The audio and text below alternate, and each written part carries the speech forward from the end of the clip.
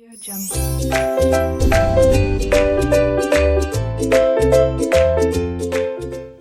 Students, welcome to RK knowledge channel. मैं Prem sir from RK classes. आप 8th standard में देख रहे हैं मैथमेटिक्स सब्जेक्ट के अंतर्गत chapter number 9 discount and commission, छूट और कमीशन के अंतर्गत प्रैक्टिस सेट 9.1 का ये क्वेश्चन नंबर 6 है। क्वेश्चन नंबर 6 में हमें बताया गया है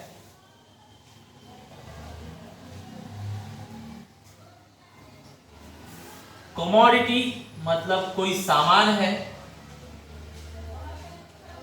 जिसके ऊपर कितना लिखा है वो हमें पता नहीं है, लेकिन उसमें 11% डिस्काउंट करने के बाद सामान बेच दिया गया है 22,250 में।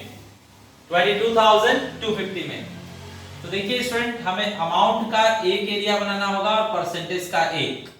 परसेंटेज में शुरुआत होती है 100 से। 11% है तो यहां पर 11 आएगा, माइनस कीजिए तो ये आता है आपका 89। तो ये अगर 100 का सामान है तो 11 रुपए डिस्काउंट 89 में आपको पड़ेगा। 89 कस्टमर को चुकाना पड़ेगा। ठीक है, अब देखते हैं अमाउंट के केस में। तो ये परसेंटेज था, परसेंटेज के केस में चला गया। यहां पर वैल्यू होनी चाहिए सामान कितने का था जिस पर 11% डिस्काउंट करने के बाद 22,250 कस्टमर को पे करना पड़ा है। ठीक है, तो ये अमाउंट निकालने के लिए स्टूडेंट्स हम ये अमाउंट्स को कवर करेंगे, ये अमाउंट्स को कैच करेंगे। तो चलिए सबसे पहले इनको समझाते हैं कि 100 में 11% डिस्काउंट दिया गया, मतलब 100 की चीज 89 में बिकेगी। तो यहां लिखते हैं फर्स्ट पॉइंट, डिस्काउंट मतलब छूट कितनी परसेंट है? 11%। Therefore when marked price is ₹100, then selling price 89, selling price ₹89। ठीक है, अब अमाउंट के हिसाब से देखा जाए तो ये तो पता नहीं हमें, तो इसको हम x एज्यूम करेंगे। Let when marked price is ₹x, then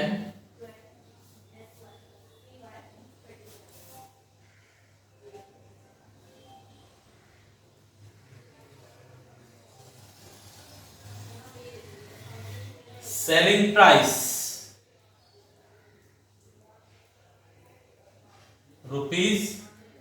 ₹22,250 दिया हुआ है। ठीक है स्टूडेंट्स, तो अब देखिए ध्यान से समझ लीजिए। डिस्काउंट आपको 11% मिल रहा है, मतलब 100 रुपए की चीज पर 11 रुपए छोड़ दिया जाएगा, मतलब 89 आपको पेमेंट करना पड़ेगा। तो इसी तरह से अगर आपने 22,250 पेमेंट किया है तो कितना रुपए उस सामान पर लिखा था वो हमें फाइंड करना है। तो चलिए इसको अपॉन फॉर्मेट में लेते हैं। आपको बार बार बताया गया, फर्स्ट लाइन पहले साइड में, सेकेंड लाइन दूसरे साइड में, उसमें भी जो बड़ा है वो नीचे रहेगा। फर्स्ट लाइन में 100 बड़ा है वो नीचे रहेगा, और फर्स्ट लाइन में 89 छोटा है वो ऊपर रहेगा।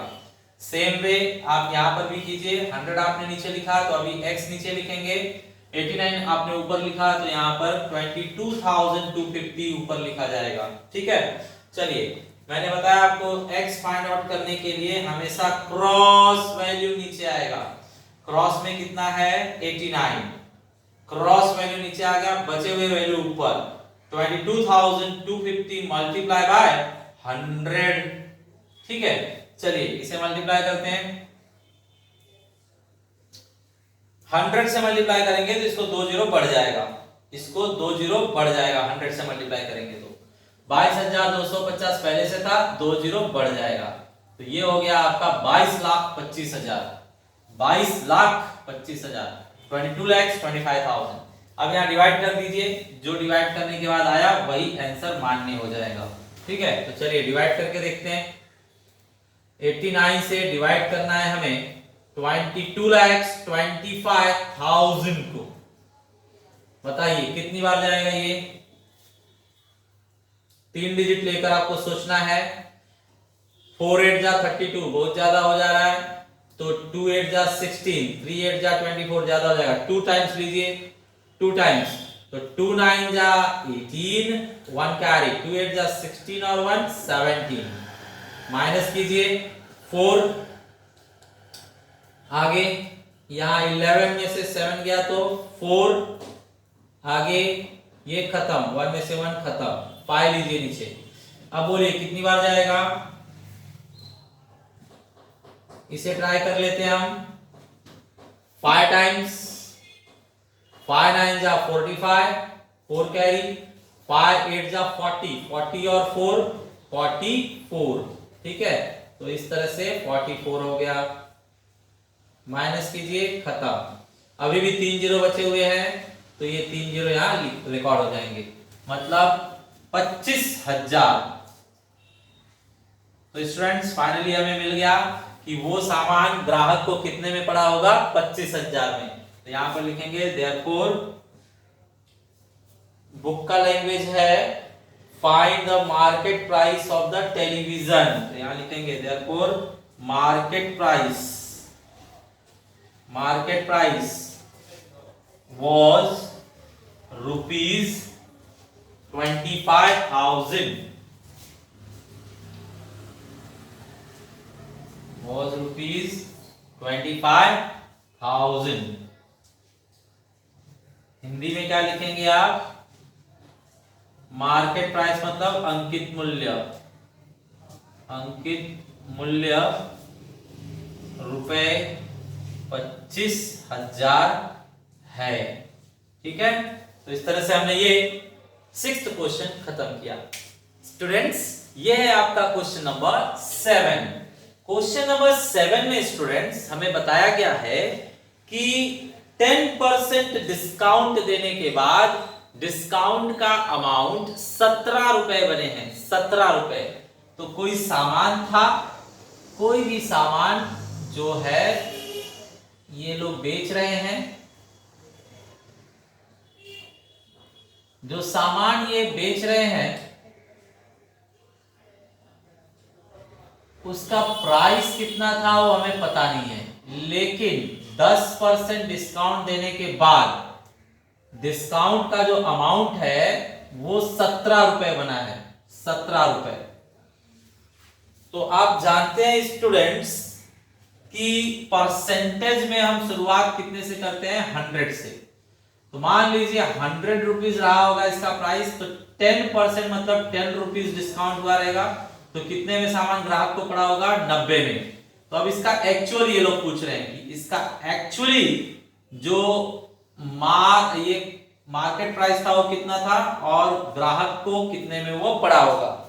तो इन लोगों ने पूछा है find the cost price for the customer, मतलब ग्राहक को वो वस्तु कितने में पड़ी थी वो फाइंड कीजिए, मतलब ये हमें फाइंड करना है। मेन क्वेश्चन में ये चाहिए। तो ये फाइंड करने के लिए आप ये 4 का सेट बना लोगे, ये 4 का सेट, जिसमें देख सकते हैं डायरेक्टली 3 पता है तो चौथा आ जाएगा। तो वापस से बताइए। सबसे पहले आप बताएंगे कि 10% डिस्काउंट मतलब 90 में सामान ग्राहक को पड़ेगा, मतलब कि अगर डिस्काउंट 10 रुपए है तो सामान ग्राहक को 90 रुपए में पड़ रहा है। तो अगर सामान डिस्काउंट 17 रुपए है तो सामान कितने का पड़ेगा वो हमें फाइंड करना है। तो चलिए स्टेप्स लिखते हैं यहाँ पे। डिस्काउंट मतलब छूट, छूट कितना है? 10%, 10% यहां पर छूट है। तो यहां पर लिखेंगे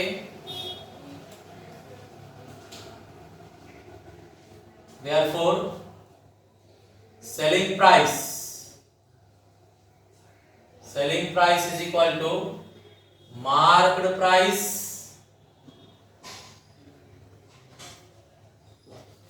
माइनस, स्टूडेंट्स ये लाइन कट करता हूं मैं, ऐसे लिखते हैं 10% डिस्काउंट मतलब 100 पर 10 रुपीज डिस्काउंट होने के बाद 90 रुपए में सामान मिलेगा ग्राहक को। तो नंबरिंग डालकर सेम वही पॉइंट जो पहले लिखा था मैंने लिख रहे हैं, selling price is equal to marked price minus discount. बताइए, मार्क्ड प्राइस हम परसेंटेज में 100 समझेंगे, डिस्काउंट 10% मतलब 10 रुपया 90 हो गया। अब हम अपना स्टेटमेंट बनाएंगे, ठीक है? कैसे बनाएंगे? When discount is 10 rupees, then selling price is 90 rupees. When discount is rupees 10, then selling price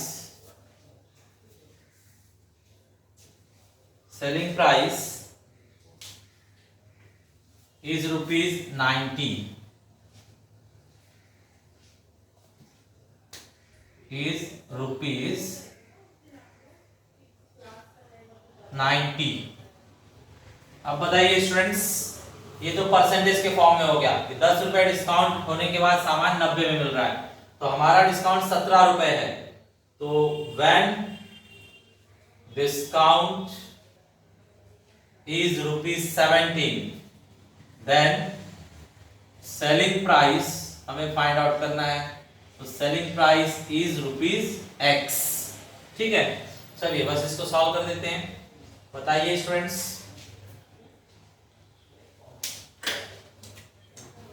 मैंने बताया ऊपर देखिए, फर्स्ट लाइन का फर्स्ट साइड में आएगा और सेकेंड लाइन का सेकेंड साइड में आएगा। लिखते टाइम बड़ा वैल्यू नीचे, तो 10 है और 90 है, तो बड़ा 90 है वो नीचे आएगा, 10 छोटा है वो ऊपर आएगा। सिमिलरली यहाँ पर भी अगर 10 ऊपर लिखा है आपने तो 17 ऊपर आएगा और 90 आपने नीचे लिखा है तो x नीचे आएगा। ठीक है, अब इसको सॉल्व कर दीजिए। तो इसको सॉल्व करने के लिए मैंने बार बार बताया, x फाइंड आउट करना है तो क्रॉस वैल्यू नीचे जाएगा। x के क्रॉस में क्या है? 10, तो 10 नीचे रहेगा, बाकी दोनों ऊपर। 90 मल्टीप्लाई बाय 70। ठीक है, तो 0 0 कैंसिल, ये 1 का मतलब नहीं है, तो बचेगा सिर्फ 9 into 17। तो फाइनली x देखिए, 9 7 जा 63, 9 1 जा 9, 9 and 6 15, 9 and 6 15। तो ये आ गया आपका आंसर। तो लिखेंगे answer, therefore selling price was rupees 153। ठीक है, मतलब विक्रय मूल्य या बिक्री मूल्य, विक्रय मूल्य रुपए 153 है। ठीक है, तो ये खत्म हुआ। ओके स्टूडेंट्स, ये हमारे सामने क्वेश्चन नंबर 8। क्वेश्चन नंबर 8 में क्या किया गया? सामान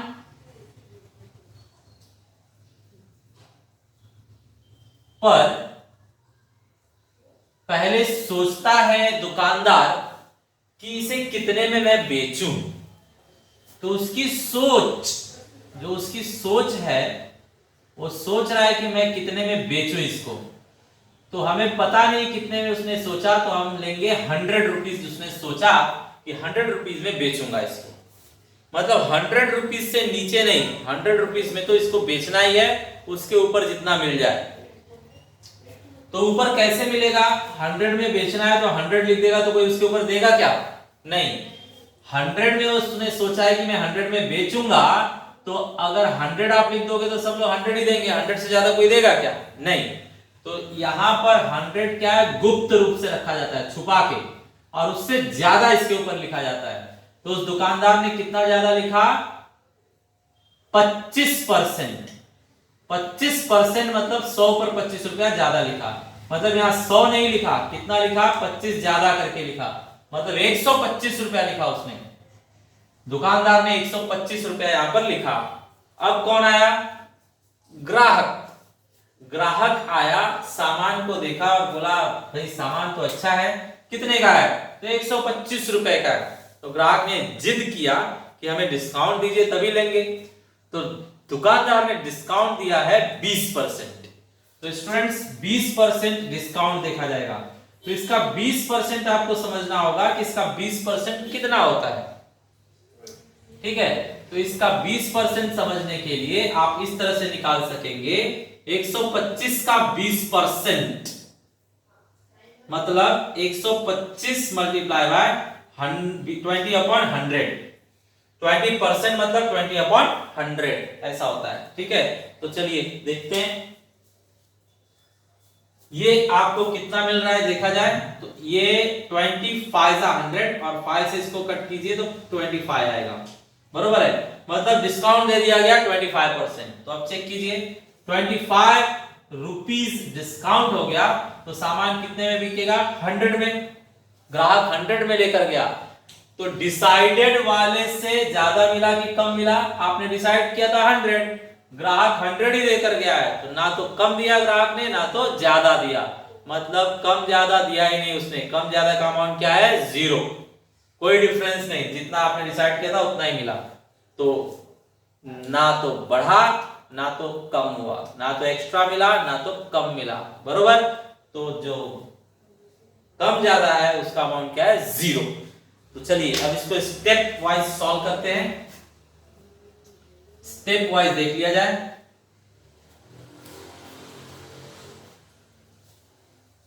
लिख रहा हूं मैं यहां पर फर्स्ट पॉइंट,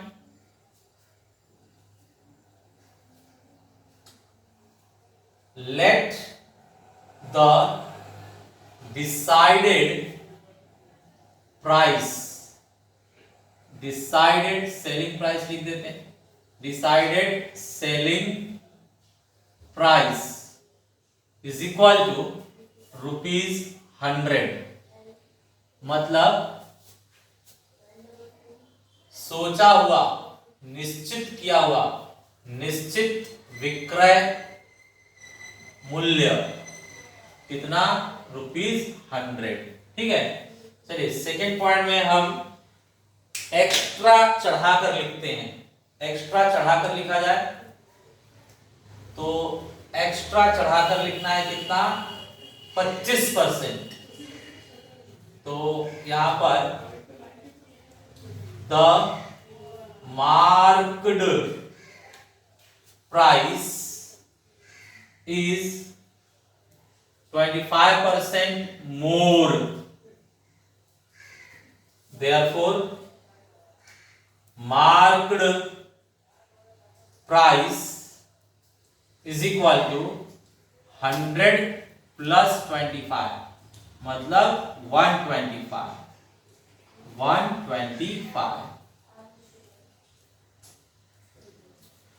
ठीक है, चलिए थर्ड लेते हैं। थर्ड पॉइंट, अब ग्राहक आकर उस पर डिस्काउंट मांगेगा, तो डिस्काउंट ग्राहक को कौन सा अमाउंट दिखाई देता है? मार्क्ड, जितना आप सामान पर लिखे रहोगे वो अमाउंट दिखता है ग्राहक को। तो मार्क्ड प्राइस, मार्क्ड प्राइस पर कितना परसेंट डिस्काउंट दे रहे हो? 20%। मार्क्ड प्राइस आपका है, मतलब अंकित मूल्य है आपका 125, इस पर डिस्काउंट है 20%, मतलब 20/100। मैंने आपको सॉल्व करके दिखाया पहले ही, ये कट करो तो 20/100 मतलब 125/5। इसको कट कर दीजिए तो कितना आएगा? 25 आ रहा है। ठीक है, तो कितना सेलिंग अमाउंट रहेगा, कितने में ये सामान बिकेगा, वो फाइंड आउट कर लेते हैं यहां पर।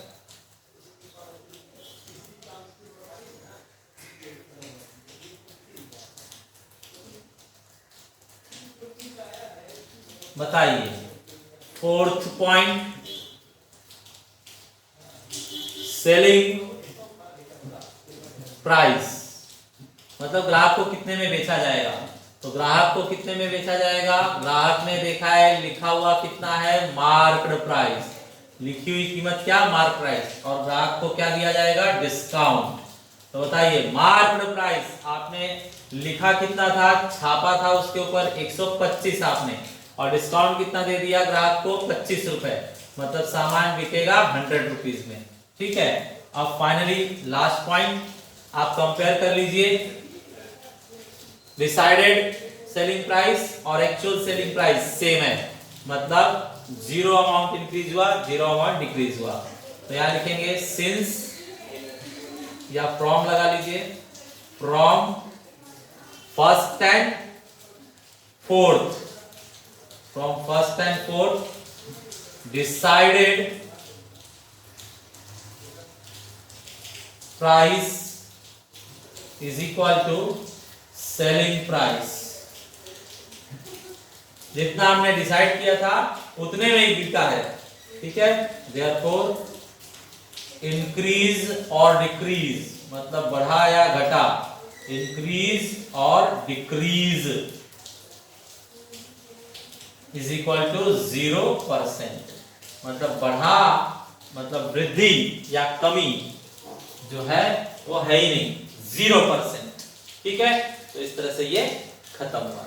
ओके स्टूडेंट्स शुरू करते हैं प्रैक्टिस सेट 9.2।